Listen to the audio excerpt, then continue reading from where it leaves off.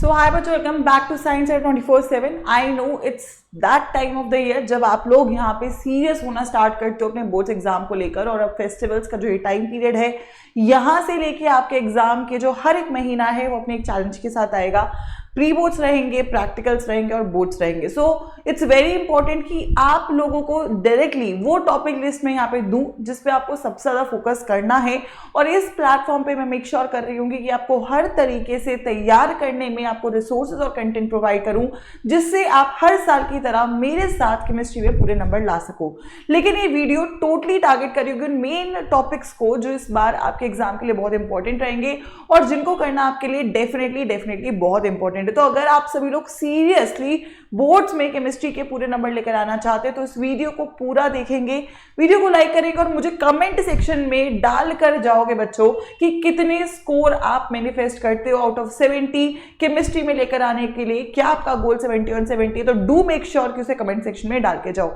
Chapter अगर मैं बात करूं, आपके 10 चैप्टर्स हैं जो केमिस्ट्री में पूछे जाएंगे, जिसमें आपके 3 फिजिकल केमिस्ट्री के चैप्टर्स है, आपके 2 चैप्टर्स इनऑर्गेनिक केमिस्ट्री के और 5 ऑर्गेनिक की है। ठीक है, तो 50% वेटेज आपकी ऑर्गेनिक केमिस्ट्री रखेगा और 50% वेटेज आपका फिजिकल और इनऑर्गेनिक केमिस्ट्री रखेगा। चैप्टर वाइज बेटा स्टार्ट करते हैं। सबसे पहले अगर मैं बात करूंगी सोल्यूशन चैप्टर से, न्यूमेरिकल आएगा। यहां से आपको यहां से एक सब्जेक्टिव क्वेश्चन आएगा। हेनरी लॉ के एप्लीकेशन से एक सब्जेक्टिव क्वेश्चन आ सकता है। पॉजिटिव नेगेटिव डेविएशन से सब्जेक्टिव क्वेश्चन आएगा, चाहे वो एग्जांपल्स का हो चाहे वो आपके एजियोट्रॉप्स का हो। कोलिगेटिव प्रॉपर्टी से एक न्यूमेरिकल डेफिनेटली आएगा। तो इन 3 टॉपिक्स पे आपको बहुत ज्यादा फोकस करना है और इन 3 टॉपिक्स में से मिनिमम 2 क्वेश्चंस आप लोग देख रहे होंगे जो आपको पूछा जा रहा होगा।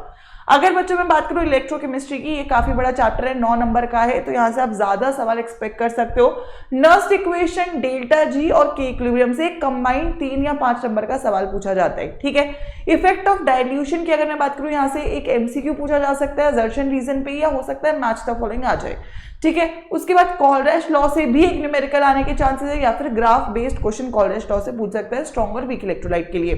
बैटरी से थ्योरेटिकल सवाल बच्चों आएगा। ठीक है, 3 मार्कर भी पूछा जा सकता है और एक एमसीक्यू भी पूछा जा सकता है। और लास्टली जो मैंने बोला कि इक्विलिब्रियम और फेराडे लॉ का भी एक न्यूमेरिकल आप लोग यहां से एक्सपेक्ट कर सकते हो जो आपसे पूछा जाएगा। तो अगर मैं मेन टॉपिक्स की बात करूं, नर्स्ट इक्वेशन, के इक्विलिब्रियम, डेल्टा जी नॉट, इसके अलावा आप लोगों का कॉलरैश लॉ, इसके अलावा आप सभी लोगों का फेराडे का फर्स्ट लॉ, ये मेन टॉपिक्स रहेंगे इलेक्ट्रोकेमिस्ट्री के जिन पे आपको ज्यादा फोकस करना है, जहां से आपको क्वेश्चन देखने को मिलेगा। ठीक है, उसके बाद आएगा केमिकल काइनेटिक्स। अगेन यहां से भी आप एक न्यूमेरिकल और एक थ्योरेटिकल क्वेश्चन देख सकते हो। रेट एक्सप्रेशन से ऑर्डर से रेट पे क्या असर पड़ता है, ऑर्डर आइडेंटिफिकेशन, ये वाले सवाल बहुत बार पूछे जाते हैं।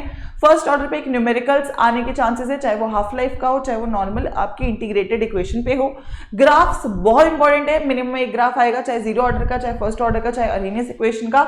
उसके अलावा अगर मैं बात करूं तो अरेनियस इक्वेशन से न्यूमेरिकल या एक्टिवेशन एनर्जी के ऊपर कोई सवाल पूछा जा सकता है। और लास्टली बच्चों मैं बोलूं, यहाँ पे जो ऑर्डर के साथ कैटलिस्ट है वहां से भी एक क्वेश्चन पूछेगा। मैंने इन 3 चैप्टर्स के mind maps, I think 2 chapter के माइंड मैप्स अपलोड हो चुके हैं, तीसरे का माइंड मैप आने वाला है। रिवीजन के लिए माइंड मैप्स को करते चलिए, और इसके लिए मैं फिजिकल केमिस्ट्री का एक मैराथन संडे को भी ले चुकी हूँ, तो वो भी आप लोग को देखना जरूरी है ताकि आप लोग यहाँ से किसी भी हालत में प्रिपेयर अपने आप को बेटर कर सके। ऑल्सो आप लोग की क्या रिक्वायरमेंट्स है वो भी कमेंट में डालना है, क्योंकि आने वाले जो महीने हैं उसमें मैं आपको प्री बोर्ड्स के लिए प्रिपेयर करवा रही हूंगी। ठीक है, तो ये रही बात फिजिकल केमिस्ट्री की। अब मैं बात कर लेती हूँ इनऑर्गेनिक में, डी&एफ ब्लॉक से यहाँ से 3 नंबर का सवाल जनरली पूछता है।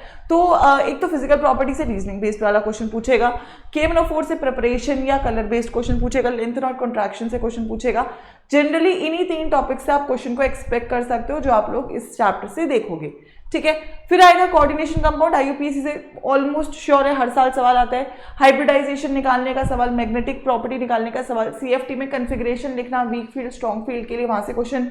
आइसोमेरिज्म 100% आने के चांसेस हैं, जिसमें आपको ऑप्टिकल और स्ट्रक्चरल दोनों आइसोमेरिज्म आइडेंटिफाई और एग्जाम्पल दोनों याद होने चाहिए। वेवलेंथ का ऑर्डर बेस्ड क्वेश्चन अभी तक ज्यादा पूछा नहीं जाता, बट अब मुझे लगता है कि इसकी जो नीड है ये यहाँ पे बढ़ रही होगी, तो इस पर भी आपको फोकस करना है। तो फिजिकल में ये 2 चैप्टर के मेन टॉपिक्स यही रहेंगे जो आप लोग ज्यादा फोकस करोगे। मैं आती हूँ ऑर्गेनिक पे, एक सवाल जरूर आएगा SN1 SN2 की, या तो रिएक्टिविटी या तो ये आइडेंटिफाई करना कि ये रिएक्टेंट कौन से मैकेनिज्म पे जाएगा। एलिमिनेशन से भी आपको एक रिएक्शन देगा और उसे प्रोडक्ट पूछेगा, वैसा क्वेश्चन पूछेगा। फिर नेम रिएक्शंस तो देखो सारी ऑर्गेनिक में इंपॉर्टेंट है, तो इस चैप्टर के वुड्स, फिंकलस्टीन, स्वार्ट्ज 3 रिएक्शन है जो कि बहुत इंपॉर्टेंट रहेंगे। हेलोएरियंस न्यूक्लियोफिलिक सब्स्टिट्यूशन रिएक्शन क्यों शो नहीं करते, वैसा क्वेश्चन आएगा।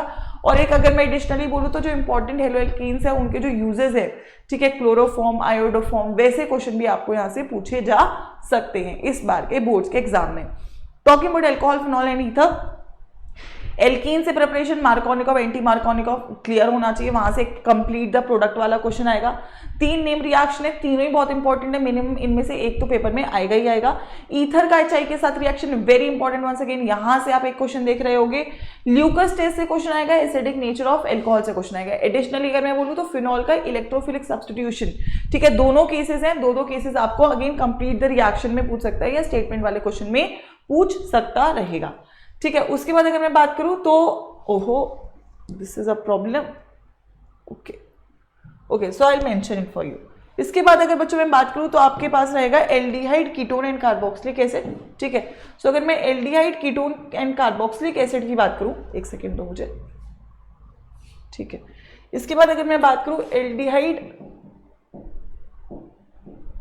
कीटोन एंड कार्बोक्सिलिक एसिड की, तो यहां से जो आपको एक क्वेश्चन पूछेगा डेफिनेटली जो आपकी नेम रिएक्शन से एल्डिहाइड की प्रिपरेशन में, ठीक है, एटार्ड, ठीक है, स्टिफिन, रोजनमोंड, वहां से एक क्वेश्चन न्यूक्लियोफिलिक एडिशन रिएक्शन में रिएक्टिविटी या प्रोडक्ट से, नेम रिएक्शन में एल्डोल और केनिजोल भी आ जाएंगे, तो सारे नेम रिएक्शंस वहां पे हैं। 3 टेस्ट है यहाँ पे, टेस्ट बेस्ड क्वेश्चन भी आएगा, टॉलन, फेलिंग और आयोडोफॉर्म, जो 3 टेस्ट है वहां से क्वेश्चन पूछेगा, ठीक है। इसके अलावा अगर मैं यहाँ पे बात करूं तो आप लोगों की प्रिपरेशन से मैंने बोला कि आप सभी लोग का ओजोनोलाइसिस भी एक इंपॉर्टेंट रिएक्शन है जो यहां से पूछेगा, ठीक है। तो ये तो एल्डिहाइड कीटोन में रहेगा। Talking about carboxylic acid, carboxylic acid की प्रिपरेशन का फ्लो चार्ट और रिएक्शंस का फ्लो चार्ट दोनों ही इंपॉर्टेंट है। कंप्लीट द रिएक्शन जो सीक्वेंस बेस्ड क्वेश्चन आता है वहां से ही आपको पूछ सकता है। तो अगेन नेम रिएक्शंस याद रखने हैं, न्यूक्लियोफिलिक एडिशन रिएक्शन याद रखना है, 3 टेस्ट हैं वो याद रखने हैं, ओजोनोलाइसिस रिएक्शन अलग से याद रखना है, और कार्बोक्सिलिक एसिड की तो दोनों ही प्रिपरेशन और रिएक्शन की फ्लो चार्ट याद रख लेना, क्योंकि अगेन ये सिंगल स्टेप का रिएक्शन मैकेनिज्म इन्वॉल्व नहीं है, तो डायरेक्टली आप इसे कर पा रहे होगे, ठीक है।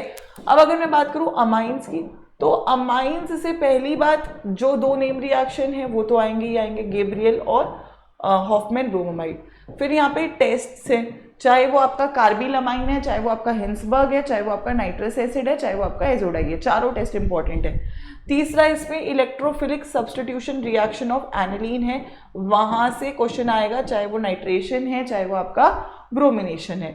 और लास्टली यहाँ पे है डाइजोनियम सॉल्ट, डाइजोनियम सॉल्ट से क्वेश्चन आप एक्सपेक्ट कर सकते हो। तो ये 4 मेन टॉपिक्स रहेंगे अमाइंस से, जहां से आप क्वेश्चन एक्सपेक्ट कर सकते हो। लास्ट चैप्टर रहेगा बेटा कार्बो, दैट इज बायोमोलिक्यूल्स।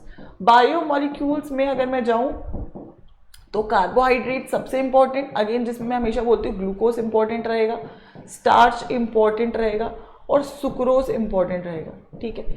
तो अगेन ग्लूकोज के स्ट्रक्चर से, ग्लूकोज के रिएक्शन से, ठीक है, पायरेनॉस रिंग, ये सारे क्वेश्चंस आपको पूछेगा, ठीक है। सेकेंडली प्रोटीन्स के स्ट्रक्चर का क्वेश्चन आएगा, प्राइमरी, सेकेंडरी, टर्शरी और डीनेचुरेशन, ठीक है। विटामिन का डिजीजेज आएगा, डेफिनेटली आता ही है, एक क्वेश्चन MCQ में आ जाएगा। उसके अलावा आपका जो DNA और RNA का डिफरेंस है, जैसे न्यूक्लियोटाइड, न्यूक्लियोसाइड, DNA का स्ट्रक्चर, RNA का स्ट्रक्चर, ये अगेन आपसे यहाँ से पूछेगा। तो ये मेन टॉपिक्स रहेंगे पूरे के पूरे आपके केमिस्ट्री के इस सेशन के लिए। इन पर ज़्यादा फोकस रखना है, लेकिन ऐसा नहीं है कि कुछ छोड़ना है, क्योंकि अभी समय है। मैं आपको कैसे पढ़ना है वो डेफिनेटली इस पर्टिकुलर विंडो में आपको सिखा रही होंगी, जिसमें मैं आपको डिटेल में सब पढ़ाऊंगी भी, और एक्स्ट्रा चीज़ों पे हम फोकस ज़्यादा भी करेंगे। किस तरीके से क्या पढ़ना है उसके लिए आपको इस चैनल को सब्सक्राइब करना होगा, क्योंकि यहीं पर मैं आप लोगों को पूरी तरीके से प्रिपेयर करवाऊंगी। अगले 2 से 3 महीनों में आप लोग आंख बंद करके चीज़ों को फॉलो करोगे, आपको डेफिनेटली रिजल्ट मिलेंगे। पिछले साल के बच्चे यहाँ पे मेरे साथ जुड़े हुए हैं और वो आके बोलते भी हैं, और अगर आप लोग हैं तो प्लीज़ कमेंट में मुझे डाल के जाना अभी तक का आपका सफर कैसा रहा, और क्या आप लोग मेरे साथ 70 और 70 स्कोर लाने के लिए रेडी हो। सो प्लीज मेक श्योर कि इस वीडियो को अपने जितने दोस्तों तक शेयर कर सकते हो शेयर करो, क्योंकि ये अब एक शुरुआत है नेक्स्ट जो हमारे पास 3 महीने हैं उसमें अपना दी बेस्ट देने की, लेकिन मुझे उसमें आपका साथ चाहिए होगा। क्या आप लोग मेरे साथ हो इस जर्नी में? Let me know in the comment section, और इसी के साथ मिलकर लाते हैं केमिस्ट्री में बच्चों 70 on 70।